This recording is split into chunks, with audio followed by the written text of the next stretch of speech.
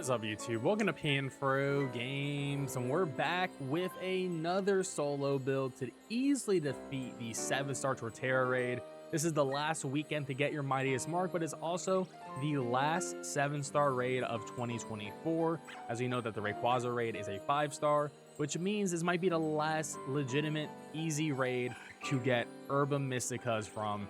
And this new build I have is gonna be pretty sweet, pretty easily. You don't need a DLC, you don't need Pokemon Home, and I think you're gonna have a great time trying to farm this Torterra for all its drops. And of course, guys, don't forget to leave a like, subscribe if you're new. I really appreciate it.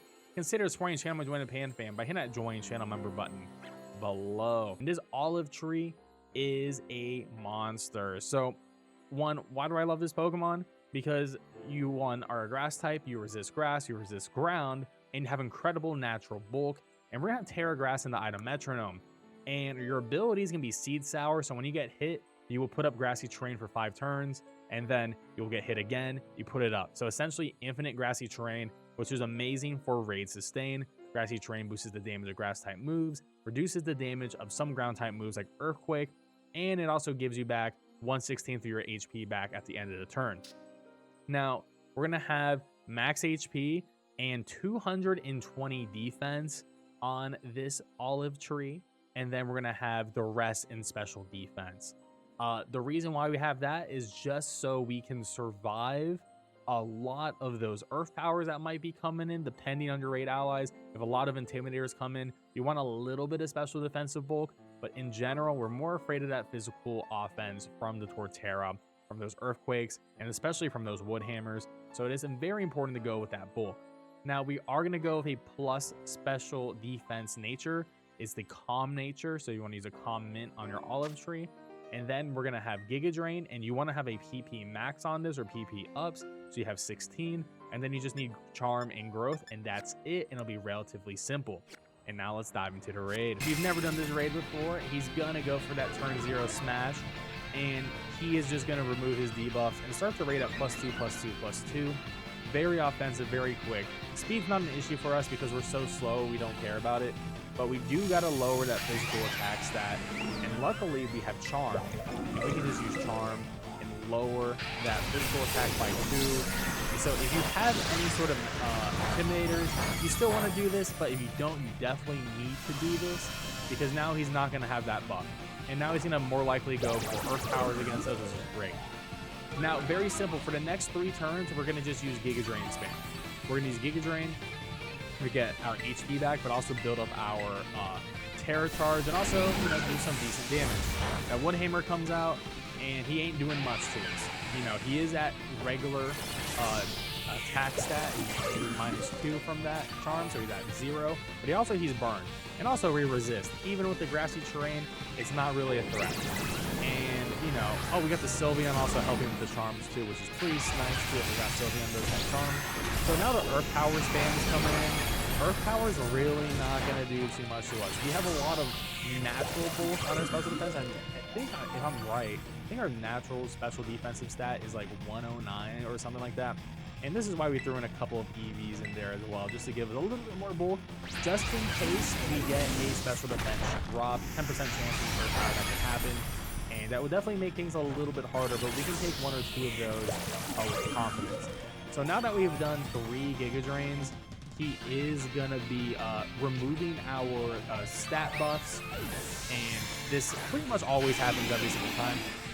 And at this point, we're going to go for 1 growth.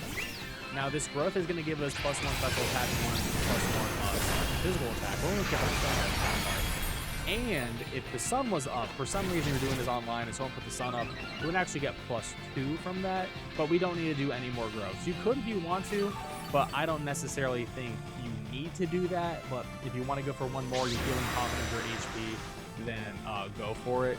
But after that, we just want to start building up our Metronome stacks again. So Tera, Grass, make sure to hit that Tera, Giga Drain, and we're just going to do Tera, Grass, Giga Drain for the rest of the raid until we win. Every time we hit Giga Drain, it's going to increase in damage by 10% until it caps out at 50%. And that's going to cap out at 50% when you do 5 Giga Drains in a row.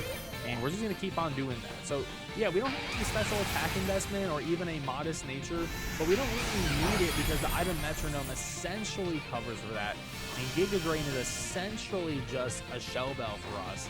And with that grassy terrain boost on Giga Drain, we're going to be doing a ton of additional damage.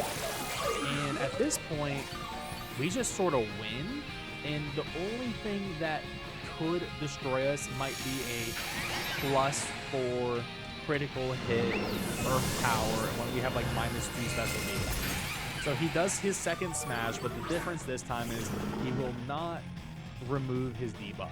So he is now going to be -2 defense, -2 special defense, which means if I had some good raid allies or some good online players with me right now, we will be able to just slam right through this much easier. Of course, he's doing a lot more damage, but you know, we don't really care about that. I mean, the Wood Hammer, yeah, it's doing some good damage to us. If I had Intimidator, sure, I'd be really a little bit more comfortable. But I'm not really too afraid because once again, we have a lot of natural bulk, and we get all our HP back every single time. And, you know, he does hurt himself with that trip damage every single time with his Wood Hammer, so it does technically make it a little bit quicker, too. He might switch over to Earth Power at some point. He's not even doing, you know, getting us down to the yellow at this point, which is funny. So it is a roll if he gets us down to the yellow of our life bar. So we're just super bulky, and we're about at 50% timing. So this is honestly really good time when you compare things to like Orthworm had terrible time in general. It was a very safe clear, but very bad timing. Superior, you know, pretty decent time, but most of the time you had to die, or you would die from an unlucky roll or unlucky crit and things like that. But honestly, I'm completely safe here. Our time is great.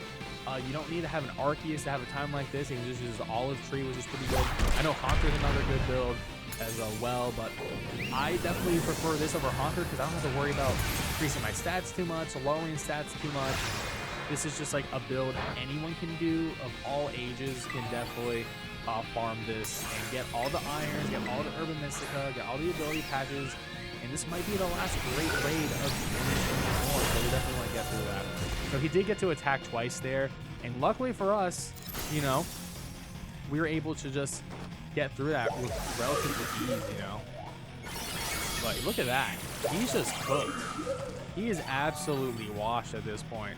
And even if we died at this point, it wouldn't really matter because we just come back and kill him like pretty quickly. You know what I mean?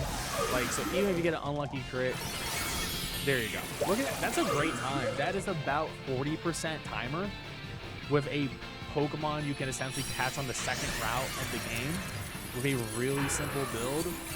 And the only complicated part is probably just maxing your EVs in the right way, which is super easy.